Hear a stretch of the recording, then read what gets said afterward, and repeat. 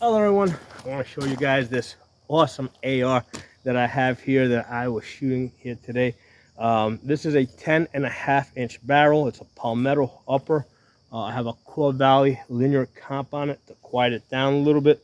I built the lure myself, and today with this 10.5-inch barrel I got a 1-inch group at 100 yards, and I was like, wow, that's awesome. Now, that was my best group, so it's not like I was banging out 1-inch groups after another.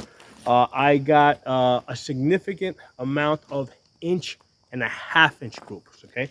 Now I had reviewed this rifle, I think over the wintertime, and now in the wintertime, you know, it's cold. You got a coat on. It tends to be windier.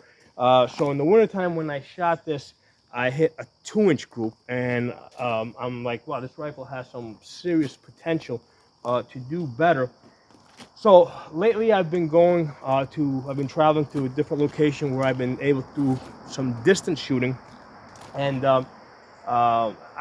basically my goal is to bring this rifle out there and do 300 yards plus shooting with this. Okay, so I needed to prep it a little bit because the optic I had on this was the Holosun was 503 CU, which is basically a 65 MOA circle with a 2 MOA dot. You know, it's got all the goodies of solar power on it, stuff like that.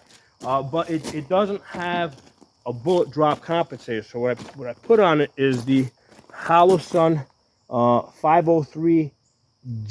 Okay, and what that does is that has the Acss Reticle, which is that little chevron with the 3 dots underneath, right? So you have a place to hold all the way out to 600 yards. Okay, so that was my goal, to get that optic off, to put this one on, and to zero the rifle at 100 yards. Now, initially I started off with the Holosun 3X magnifier. I zeroed in at 50 yards, and I went out to 100 yards, and I took some shots with this, and I said, you know, if I'm planning to shoot this thing out to 300 plus yards, I want a little bit more magnification. Where is it? So I've got here the Vortex 6X magnifier. Okay, so this is a 6X magnifier. So that's what I was, that's what I used. One of the things I wanted to see is if I went from the 3X to the 6X, because it's a different optic, a different glass. I was curious to see if there was going to be any shift in the zero. I didn't really notice any shift. I mean, I did have to make a couple of adjustments when I was out there, but I think that was just because I just was fine tuning still. But I didn't see a major shift when I went from the 3X to the 6X. Okay, so towards the end, when I started getting a little dialed in, actually let's start with this one. So initially, I started off with just Tula, right? Because to get dialed in, I'll just use Tula. This stuff is pretty accurate, so you'll get out to 100 yards, get a nice, decent group. So with the Tula, that's these circles over here. I got a nice 3-inch group at 100 yards, which is, in itself, it's not bad. Here's the thing, like nowadays, like we thumb our nose down at 3-inch groups, but if you go back like 10, 15 years, like 3 inches on an AR on, 10, 15 years ago, I mean, that was like as good as it got. Rifles have, AR barrels have improved significantly over the last 10 or 15 years. So then I said, let's get some X-Tac in here. I put the X-Tac. These are 55 grain bullets at 100 yards. Basically, I got an 1.5-inch group. It was 1, 2, and then actually there was one right off the paper at the top. So that was an 1.5-inch group, right? And then I said, let's try the 77 grains. Now the 77 grains I bought more for shooting at distance, like like up to like 500 yards plus. But I said, let's just see what this does. Now, if you notice, my bullets were impacting really high because I'm putting my chevron basically at the bottom over here. So what I wanted to zero in a little bit high because it's a shorter barrel. It's 10.5 inches. The bullet's not going to be going as fast. So I know when I get out to 300 plus yards, because the ammunition is not going to have as much velocity. I wanted to kind of, you know, I wanted the bullet drop compensator of that 503G to be accurate. So that's why I just wanted to zero a little bit high, but I thought I was a little too high. I didn't want to be quite that high because it looks like I was coming in at about almost 4.5 inches too high. I'm like, that's a little too high. So I said, let me bring it down a little bit. I went down a little too deep because I ended up basically on here. And also, I thought they were hitting a little to the right. I said, let me go left. I went too far left. But with these 77 grains Match Kings, Sierra Match Kings, I've got an inch and 3/4. So that's not bad at all. 1 3/4. I know it wasn't my best shoot. Now, listen, every time you shoot, you're not going to shoot your best shots. Sometimes when you shoot, you see that dot move a little bit. So I knew that wasn't my best shot. So I said, you know what, let's try this again. Same deal again. Put out a fresh target at the 100 yards. Same thing, Sierra Match Kings. This time I really screwed it up. I opened up to like almost 3 inches. You know, I know I definitely threw that shot way off. I mean, there was like an inch between these two shots over here, and then I really screwed that one. So I went out, I looked at it, I circled them so I could tell them apart. And I took another 3 shots, this time trying to be even really careful not to move the gun. And basically, on the same paper, 1, 2, 3, look at those 3 shots. 1 inch on a 10.5 inch barrel. Those 3 shots, which I do not have, circled. Let me get behind the camera, make sure that you're centered. Right there, look at that sucker, man. At 1 inch with a 10.5 inch barrel at 100 yards. And at this point, I'm like, okay, this gun is ready to go do some distance shooting out to 300 plus yards. So it's got the magnifier. Here's the thing with this setup here, right? With the Holosun 503G, which has the Acss Reticle, right? So now you got a bullet drop compensator built into the gun. And then you get a magnifier behind it, which is 6x. I mean, this is getting really. I mean, this is in fact because my variable scopes, my 1 to 8s, they go up to all the way up to 8 power. But a lot of people, they have variable scopes that only go up to 6 power, which is the same as this. So with the bullet drop compensator in here, it's like I've got all the benefits of variable scope. With the added benefit, okay, the added benefit of this, oops, this has a lock over here. Try not to drop this thing because I really like it. This is a $400 magnifier. There it goes. Get this off. So I've got the added benefit of being able to take this off whatever I want, and now I got a really light gun, especially at night or something. If you know you're not going to be using a magnifier, just take this off, put it in your pocket, put it in your backpack, whatever, and you've got a much lighter gun.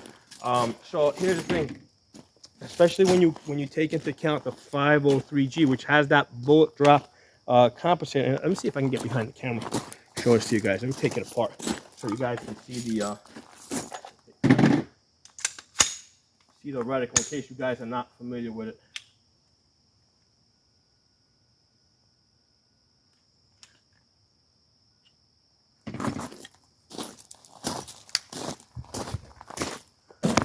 Oops. Let's see if I can get this into a position where you guys can see that reticle. Right. See, you gotta point it down and try and get it into focus. See if I point it down. If I point it too far away, it's out of focus. Let's try there. There it is. So it's got the arrow, and then it's got the little. Those are actually 3 dots underneath it. Now you can't. Now, when you're looking at it like this, it looks like it's a straight line underneath the head of the arrow. But when you use the magnifier, the 3 dots actually blow up. So I think this was designed to be used with the magnifier because you're not going to see the holding dots for the 400, 500, and 6 position until you use a magnifier. Prior to that, it just looks like a straight line. So with the magnifier, and I'm not even going to try to put the magnifier on the camera because it just never works out really good. I find that you can't see anything with it. So with the magnifier, that really blows up. So my thoughts are, You know, when you, first of all, the only drawback to this is that it doesn't have the solar power of the other Holosuns. So I wish they would make. In fact, here's the thing. This is what I think Holosun should do. All the optics that have a 65 MOA circle and a dot, they should all be upgraded to this ACSS. Every single one, because that horseshoe is 65 MOA, so it's the same size, right? So you got the benefit of the big circle to help you center, right? But you also got the bullet drop compensator to help you. And also at close distance, having that bigger arrow helps you find it and get it on target faster. But with the arrow, because here's the thing, the way you aim this, you put at distance, right? You put the tip of the arrow underneath the target. So instead of putting the dot, instead of having like a 2 MOA dot that goes like, because at 100 yards, 2 MOA dot's going to look like that. So instead of having a 2 MOA dot that covers this up, you have the tip of the arrow that goes underneath it, which gives you a really fine aiming point, and that's what allows you to take really, really accurate shots.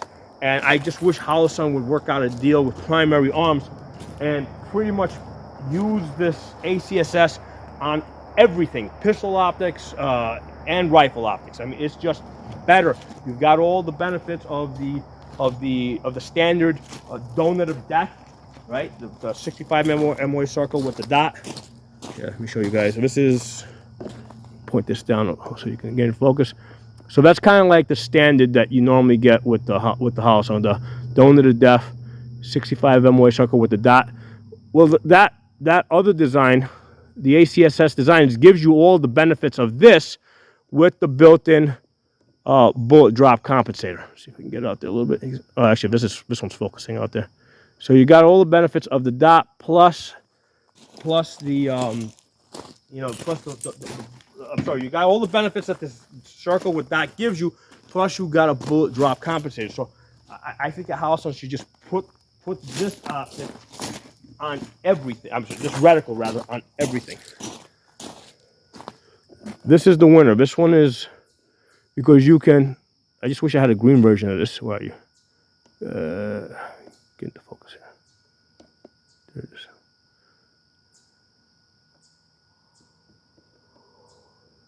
Yeah, huh? There you go. See if I can pick this up, bring this out for you guys. There you go. That's focusing.